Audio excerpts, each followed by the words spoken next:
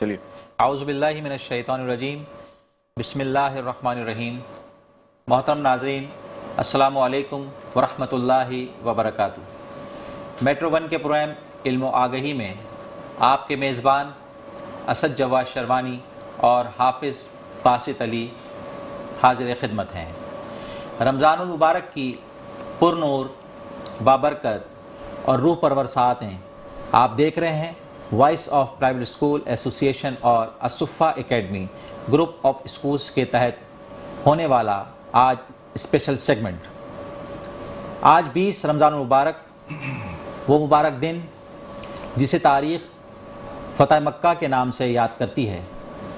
رب العالمین جل جلالہ و عم نوالہ نے ارشاد فرمایا، وَقُلْ جَاءَ الْحَقُّ وَزَهَقَ الْبَاطِلُ إِنَّ الْبَاطِلَ كَانَ زَهُوقًا، اور آپ اعلان فرما دیجئے کہ حق آ گیا، باطل مٹ گیا، بے شک باطل مٹنے ہی والا تھا۔ 630 عیسوی میں ہونے والی یہ فتح مبین، جس نے دنیا کو یہ پیغام دیا کہ فتح تلوار سے نہیں بلکہ اخلاق، کردار، محبت سے جیتی جاتی ہے۔ 313 جانثاروں سے شروع ہونے والا یہ قافلہ عظیم 10,000 صحابہ کرام کے لشکر کے ساتھ مکہ میں داخل ہوا۔ جب رسول اللہ صلی اللہ علیہ وآلہ وسلم نے ایک ایک کر کے 360 بتوں کو اپنے مبارک ہاتھوں سے گرایا، ان کو منہدم کیا اور بتوں کی تصاویر سے کعبۃ اللہ کو پاک کیا۔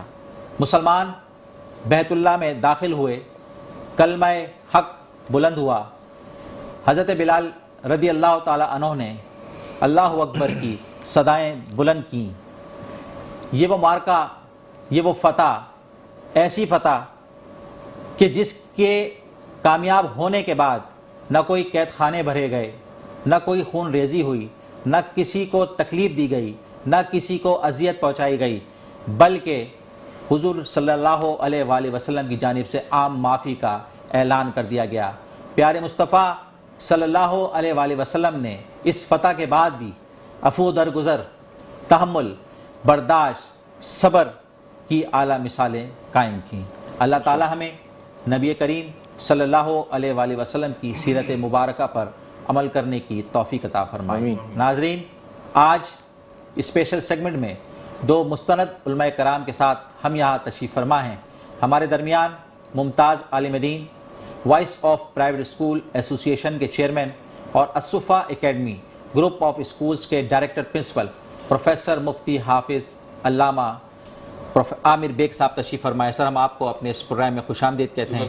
انہی کے ساتھ ہمارے درمیان ممتاز عالم دین، وائس آف پرائیویٹ اسکول ایسوسی ایشن کے جنرل سیکریٹری اور الشجرہ اسلامک اکیڈمی نارتھ کراچی کے پرنسپل علامہ عبدالقادر صدیقی صاحب تشریف فرمائے۔ حضرت، ہم آپ کو بھی خوش آمدید کہتے ہیں۔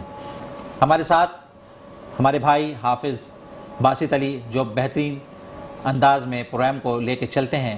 میں گزارش کروں گا باسط بھائی سے کہ پروگرام کو اسی انداز میں لے کر چلیں جس طرح ماضی میں آپ بہترین سیگمنٹ کو لے کر چل رہے تھے۔ کیسے ہیں باسط بھائی؟ السلام علیکم ورحمۃ اللہ۔ الحمدللہ، آپ کی طبیعت کیسی ہے؟ ویسے کیسا آپ کو محسوس ہو رہا ہے ہوسٹنگ کرنے کے بعد؟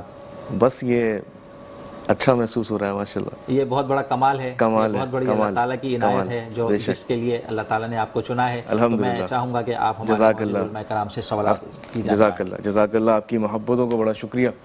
ناظرین، جیسا آپ نے سنا، اسد جواد صاحب ابھی فتح مکہ کے حوالے سے بیان فرما رہے تھے۔ ناظرین، میں ہوں آپ کا میزبان باسط علی، اور آپ جانتے ہیں 20 رمضان المبارک یہ فتح مکہ کا دن ہے، یہ رحم و کرم کا عظیم دن ہے۔ 8 سال بعد، ہجرت کے 8 سال بعد، اللہ رب العزت نے اپنے محبوب خدا صلی اللہ تعالی علیہ وسلم کو ایسی طاقت اور ایسا غلبہ عطا فرمایا کہ وہ مکہ مکرمہ جہاں کفار، غریب، نادار، معصوم مسلمانوں پر ظلم کیا کرتے تھے، آج محبوب خدا صلی اللہ تعالی علیہ وسلم اس شان و شوکت کے ساتھ مکہ مکرمہ میں داخل ہو رہے ہیں کہ دنیا کی کوئی طاقت ان کا مقابلہ نہیں کر سکتی۔ اللہ اکبر۔ لیکن قربان جائیے سرور کائنات محبوب خدا صلی اللہ تعالی علیہ وسلم کی عاجزی اور انکساری پر کہ میرے نبی کریم صلی اللہ تعالی علیہ وسلم کی گردن مبارک جھکی ہوئی ہے، اور زبان نبوت پر انا فتحنا لک فتحا مبینا جاری ہے۔ آج انشاءاللہ تعالی فتح مکہ، فتح مبین کے حوالے سے بات ہوگی۔ میں سب سے پہلے علامہ پروفیسر عامر بیگ صاحب کے پاس آنا چاہوں گا۔ حضرت، میرا پہلا سوال آپ سے یہ ہے کہ فتح مکہ کی بنیادی وجوہات کیا تھیں؟ اس واقعے کا پس منظر کیا تھا؟ اس حوالے سے ذرا بیان فرمائیے گا۔ بسم اللہ الرحمن الرحیم، مولاي صلی وسلم دائما ابدا علی حبیبک خیر الخلق کلہم۔ آپ کے سوال کے جواب پہ جانے سے پہلے میں عرض کرنا چاہوں گا کہ آج 20 رمضان مبارک ہے، اور اس ماہ مبارک کا دوسرا عشرہ آج مکمل ہو رہا ہے، جو اللہ کی مغفرت کے لیے خاص ہے۔ بے شک۔ تو میں دعا گو ہوں کہ اللہ رب العزت اس ماہ مبارک کی برکتوں کے صدقے میں ہمارے والدین کی، کل امت مسلمہ کی مغفرت فرمائے۔ آمین آمین۔ اور آج کی رات سے ہمارا تیسرا عشرہ شروع ہونے جا رہا ہے، جو جہنم کی آگ سے آزادی کا عشرہ ہے، اور خاص لیلۃ القدر کا عشرہ ہے۔ تو اللہ رب العزت ہم سب کو لیلۃ القدر پانے کی توفیق عطا فرمائے۔ آمین آمین۔ یقیناً فتح مکہ یہ تاریخ اسلامی کا ایک سنہرا باب ہے، اور فتح مکہ کا دروازہ یا باب کھلتا ہے صلح حدیبیہ سے۔ صلح حدیبیہ وہ صلح ہے کہ جس میں بظاہر کئی شرائط ایسی تھیں جو مسلمانوں کے خلاف جا رہی تھیں۔ کئی ہمارے بڑے صحابہ اکرام رضوان اللہ تعالی اجمعین ان شرائط کو سننے کے بعد غمگین تھے، لیکن اللہ کی بارگاہ سے یہ ندا آ رہی تھی کہ انا فتحنا لک فتحا مبینا، کہ محبوب بے شک ہم نے اس صلح کے ذریعے آپ کے لیے فتح کے دروازے کھول دیے ہیں۔ اور اس صلح کے اندر جو سب سے اہم شرط تھی کہ دونوں فریقین کے درمیان، یعنی نبی کریم صلی اللہ علیہ وسلم، مسلمانوں اور اہل قریش کے درمیان 10 سال تک جنگ نہیں ہوگی۔ تو اس صلح کے بعد صرف 2 سال کے اندر اسلام اتنی تیزی سے پھیلا کہ مسلمانوں کی تعداد جو ہے وہ ہزاروں میں اس طرح بلند ہوئی کہ جب مسلمانوں کا لشکر 2 سال کے بعد مکہ کی طرف روانہ ہوا تو وہ 10,000 سے زائد کا لشکر تھا۔ تو ان شرائط کے اندر ایک شرط تھی جس کے ذریعے وہ باب کھلتا ہے فتح مکہ کا، کہ قریش کے اندر یا ہمارے عرب کے اندر جو قبائل تھے ان کو یہ اختیار حاصل تھا کہ وہ چاہے تو مسلمانوں کے ساتھ معاہدے میں شریک ہو جائیں یا پھر اہل قریش کے ساتھ شریک ہو جائیں۔ تو اس معاہدے کے تحت بنو خزاعہ یہ مسلمانوں کے حلیف بنے، اور بنو بکر کفار مکہ کے حلیف بنے۔ اچھا، یہ دونوں آپس میں پہلے حریف تھے۔ اچھا، اس معاہدے کے چند عرصے کے بعد، یعنی تقریباً 2 سال کے بعد یہ واقعہ پیش آیا کہ بنو بکر نے بنو خزاعہ کے اوپر حملہ کیا اور ان کے کئی لوگوں کو شہید کر دیا، اور بنو خزاعہ کے جو لوگ پناہ لینے کے لیے مسجد الحرام میں داخل ہوئے، مکہ میں داخل ہوئے، حرم کے اندر، ان کو بھی قتل کر دیا گیا۔ اللہ۔ تو بنو خزاعہ کے چند افراد جو ہے وہ نبی کریم صلی اللہ علیہ وسلم کی بارگاہ میں حاضر ہوئے اور عرض کی کہ یہ معاملہ ہے۔ تو نبی کریم صلی اللہ علیہ وسلم نے اپنا ایک سفیر بھیجا اہل قریش کے پاس، اور ان کے پاس 3 شرائط رکھی گئیں کہ یا تو وہ بنو خزاعہ کے افراد کا خون بہا دیں، یا پھر جو معاہدہ ہے ان کے درمیان اہل قریش کا بنو بکر کے درمیان اس کو توڑ دیا جائے، یا پھر صلح حدیبیہ کے معاہدے کو توڑ دیا جائے اور مسلمان اور قریش جو ہے وہ اس معاہدے سے آزاد ہوں گے۔ تو کیونکہ اہل قریش کو، کفار مکہ کو اپنے اوپر بڑا زوم تھا، تو انہوں نے اس زوم کے اندر آ کر تیسری شرط کو قبول کر لیا کہ ہم صلح حدیبیہ کو توڑتے ہیں۔ تو جب یہ خبر نبی کریم صلی اللہ علیہ وسلم کے پاس پہنچی تو آپ مسکرائے اور آپ نے سمجھ لیا کہ اب وہ وقت آ گیا ہے کہ ہم مکے کی طرف چڑھائی کریں، اور اللہ رب العزت نے جس فتح کا وعدہ کیا ہے وہ فتح پوری ہو۔ تو نبی کریم صلی اللہ علیہ وسلم نے مسلمانوں کو مکے کی طرف روانگی کا اعلان فرما دیا کہ آپ اس کی تیاریاں کریں، لیکن فوری بات جو ہے اہل قریش کو، اہل مکہ کو جو ہے اس بات کا احساس ہو کہ ان سے بہت بڑی غلطی ہو گئی، اور انہیں اپنا سفیر دوبارہ وہاں بھیجا کہ ہم دوبارہ سے اس معاہدے کو بحال کرنے کے لیے تیار ہیں، لیکن نبی کریم صلی اللہ علیہ وسلم نے ان کی اس شرط کو، اس آفر کو نہیں مانا، اور فتح کا وقت آ گیا۔ اور پھر وہ وقت آیا جب نبی کریم صلی اللہ علیہ وسلم 10,000 مسلمانوں کے لشکر کو لے کر ایک شان کے ساتھ واہ واہ واہ. مدینہ منورہ سے مکہ مکرمہ کی طرف روانہ ہوتے ہیں. کیا بات, سبحان اللہ سبحان اللہ. جزاک اللہ. حضرت آپ کے پاس دوبارہ آؤں گا. ایک سوال عبد القادر صاحب آپ کے پاس آنا چاہوں گا. نبی کریم صلی اللہ تعالیٰ علیہ وسلم نے فتح مکہ کے موقع پر لشکر کو کس حکمت عملی کے تحت مکے میں داخل ہونے کا حکم دیا؟ حضور نبی رحمت صلی اللہ علیہ وسلم, جیسا کہ ابھی پروفیسر عامر بیگ صاحب فرما رہے تھے کہ فتح مکہ کے پیچھے بہت بڑی حکمت عملی تھی. فتح مکہ ایسے ہی نہیں کہ بس لشکر چلا جیسے آج کل لوگ دیکھتے ہیں جنگ ہوئی اور ختم ہو گئی, بلکہ فتح مکہ سے پہلے اللہ کے محبوب علیہ الصلوۃ والسلام اپنے کردار سے, اپنے اخلاق سے, اپنے گفتار سے لوگوں کے دلوں کو فتح کر چکے تھے. واہ واہ. یہ سب سے بڑی بات تھی کہ حضور علیہ الصلوۃ والسلام لوگوں کے دلوں کو فتح کر چکے تھے. جیسے کہ سفیر آئے وہاں پر ابو سفیان, جناب ابو سفیان ابھی تک ایمان نہیں لائے تھے, وہ خود مدینہ منورہ میں نبی رحمت صلی اللہ علیہ وسلم کی بارگاہ میں حاضر ہوئے, اور وہ اکیلے اس لیے آئے کہ ان کی صاحبزادی جناب ام حبیبہ نبی کریم علیہ الصلوۃ والسلام کے نکاح میں تھیں, ام المؤمنین تھیں, تو وہ اپنی بیٹی کے گھر آئے اور حضور علیہ الصلوۃ والسلام سے یہ گزارش کری. لیکن اس موقع پر دیکھیں اب وہ اسباب جو فتح مکہ کے اسباب کیا تھے کہ ان کی صاحبزادی جناب ام حبیبہ جب ابو سفیان گھر, ان کے والد کافی عرصے بعد گھر آ رہے ہیں, تو جناب ام حبیبہ نے اپنے والد کو بیٹھنے سے روک دیا, فرمایا آپ رک جائیے. پہلے بستر رسالت کو اٹھایا گیا, انہوں نے کہا یہ کیا ہے, کیوں روکا گیا مجھے؟ تو بیٹی نے کیا کہا, جناب حضرت ام حبیبہ نے فرمایا یہ وہ بستر ہے جس پہ رسول اللہ صلی اللہ علیہ وسلم آرام کرتے ہیں, اور آپ مشرک ہیں, نجس ہیں, آپ بستر رسالت پر تشریف فرما نہیں ہو سکتے. بڑی چوٹ لگی ابو سفیان کو, ابھی ایمان نہیں لائے تھے, واپس چلے گئے, لیکن ان کے دل میں یہ ایک چوٹ لگی, ان کو ایک پیغام گیا کہ اسلام کیا چیز ہے اور کس طرح سے رسول اللہ صلی اللہ علیہ وسلم نے ان کی تربیت کی کہ میری بیٹی ہونے کے باوجود رسول کریم علیہ الصلوۃ والسلام سے کیسی محبت ہے اور اسلام کی طرف کیسا جھکاؤ ہے کہ مجھے اس بستر پر بھی نہیں بیٹھنے دیا گیا. اللہ کے محبوب علیہ الصلوۃ والسلام جب لشکر لے کر چلے تو سرکار دو عالم علیہ الصلوۃ والسلام نے ہمیشہ فتح مکہ سے پہلے بھی جتنے بھی مسلمانوں کی جنگیں ہوئی, ہمیشہ صحابہ کرام کو نبی کریم علیہ الصلوۃ والسلام یہ تعلیم دیتے تھے نہ عورتوں پر ظلم ہوگا, نہ بچوں پر ظلم ہوگا, نہ درخت کاٹے جائیں گے, بلکہ صرف اپنے حریف سے مقابلہ ہوگا. اللہ کے محبوب علیہ الصلوۃ والسلام اسی حکمت کے ساتھ مکہ مکرمہ کی طرف بڑھے اور اللہ رب العالمین نے اپنے محبوب علیہ الصلوۃ والسلام کو غلبہ عطا فرمایا. سبحان اللہ, ماشاء اللہ ماشاء اللہ. حضرت آپ اس حوالے سے کچھ کہنا چاہیں گے؟ یہی سوال اگر اس میں آپ کچھ ایڈ کرنا چاہیں. جی, اس میں نبی کریم صلی اللہ علیہ وسلم جب مدینہ منورہ سے اپنا لشکر لے کے روانہ ہوئے, اب 10,000 کا لشکر ہے, جب یہ لشکر مکہ مکرمہ سے چند کلومیٹر کے فاصلے پر رہ گیا, قریب پہنچ گیا, تو نبی کریم صلی اللہ علیہ وسلم نے وہاں پر پڑاؤ ڈالنے کا حکم دیا. اب 10,000 کا لشکر ہے, آپ صلی اللہ علیہ وسلم نے ہر سپاہی سے کہا کہ وہ اپنے خیمے کے باہر ایک الاؤ جلائے, ایک روشنی جلائے, تاکہ اہل مکہ جب دیکھیں تو انہیں یہ محسوس ہو کہ یہ بہت بڑا لشکر ہے. اللہ. تو وہ 10,000 جب وہ الاؤ جلائے گئے تو وہ 10,000 کا لشکر ایسے لگا کہ وہ 30,000 کا لشکر بن گیا, لیکن اس سے کئی گنا زیادہ نظر آیا.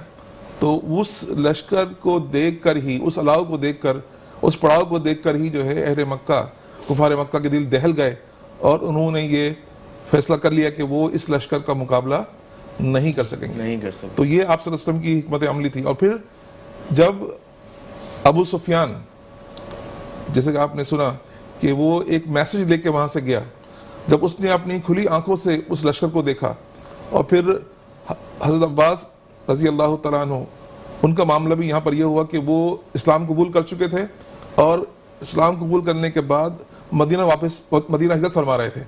تو راستے میں آپ سب سے ملاقات ہوئی, آپ سب نے حضرت عباس کو روکا اور آپ کی فیملی کو مدینہ جانے دیا. تو ابو سفیان جب مسلمانوں کی فوج کا معائنہ کرنے کے لیے چھپ کے نکلا تو اس کو حضرت عباس رضی اللہ تعالیٰ عنہ مل گئے. حضرت عباس رضی اللہ تعالیٰ عنہ اس کو لے کر, ابو سفیان کو لے کر نبی کی خدمت میں حاضر ہوئے, اور پھر یہ موقع تھا جہاں پر ابو سفیان نے اسلام قبول کیا اور وہ حضرت ابو سفیان رضی اللہ تعالیٰ عنہ بنے. تو یہ حکمت عملی تھی. اور پھر ابو سفیان کو دکھانے کے لیے نبی کریم صلی اللہ علیہ وسلم, کیونکہ وہ سردار قریش تھا, نبی کریم صلی اللہ علیہ وسلم نے اپنے لشکر کو حکم دیا کہ وہ تنگ جگہ سے گزریں. تو اس طریقے سے ٹولوں کی صورت میں پہلے حضرت خالد بن ولید رضی اللہ تعالیٰ عنہ اپنے لشکر کو لے کے نکلتے ہیں, پھر حضرت زبیر بن عوام رضی اللہ تعالیٰ عنہ لے کے نکلتے ہیں, پھر اسامہ بن زید لے کے نکلتے ہیں, اور پھر نبی کریم صلی اللہ علیہ وسلم کے ساتھ پوری فوج گزرتی ہے.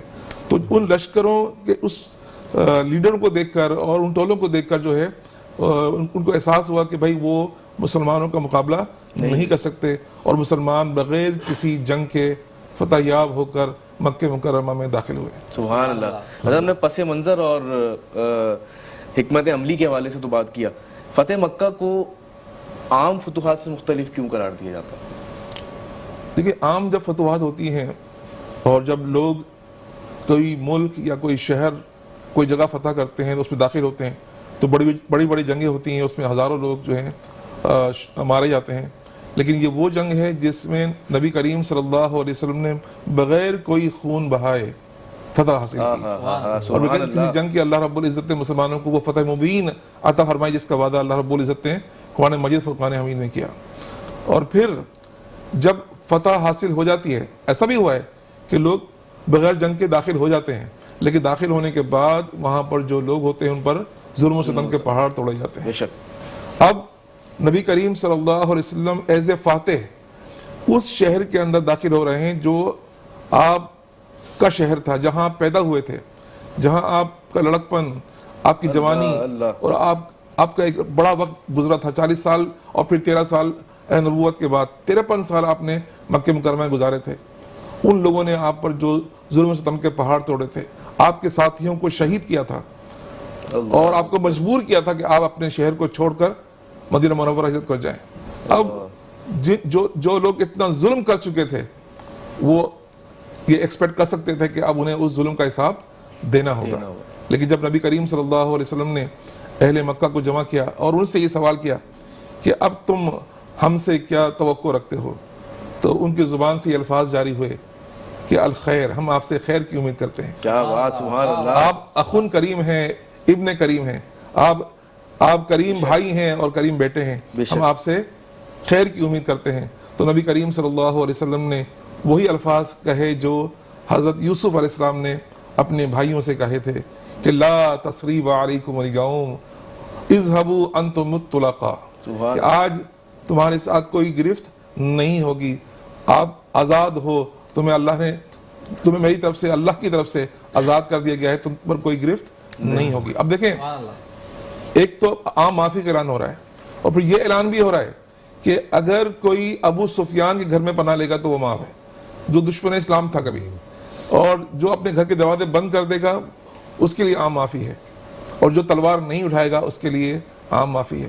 تو تاریخ عالم نے کبھی ایسے فاتحین کو شہر کے اندر فاتح کی حیثیت سے داخل ہوتے ہوئے نہیں دیکھا تھا. سبحان اللہ, ماشاءاللہ, کیا بات ہے. حضرت اسی سے ریلیٹڈ ایک سوال ہے کہ 10,000 کا اسلامی لشکر جو ہے مکہ میں داخل ہوا مگر کوئی قتل و غارت نہیں ہوئی, یہ نبی کریم صلی اللہ تعالی علیہ وسلم کی قیادت کا کون سا منفرد پہلو تھا؟ حضور نبی رحمت صلی اللہ علیہ وسلم کی رحمت اور شفقت کا ایک عملی مظاہرہ تھا, اور رہتی دنیا تک کے انسانوں کے لیے ایک بڑا یہ سبق ہے کہ جب اللہ کے محبوب علیہ السلام کو اللہ رب العالمین نے فتح عطا فرمائی, لوگوں پر, دشمنوں پر غلبہ عطا فرمایا, وہ لوگ جیسے کہ بیان کیا گیا کہ جہاں نبی رحمت صلی اللہ علیہ وسلم اپنی ظاہری حیات کے 53 سال رہے, جن کے ظلم و ستم کی وجہ سے رسول اللہ صلی اللہ علیہ وسلم کو ہجرت کرنا پڑی, جہاں اللہ کے محبوب علیہ السلام جس کے بارے میں قرآن مجید فرقان حمید میں اللہ تعالیٰ نے ارشاد فرمایا ان اول بیت وضع للناس, وہ پہلا گھر جو لوگوں کی عبادت کے لیے بنایا گیا, وہ شہر میں,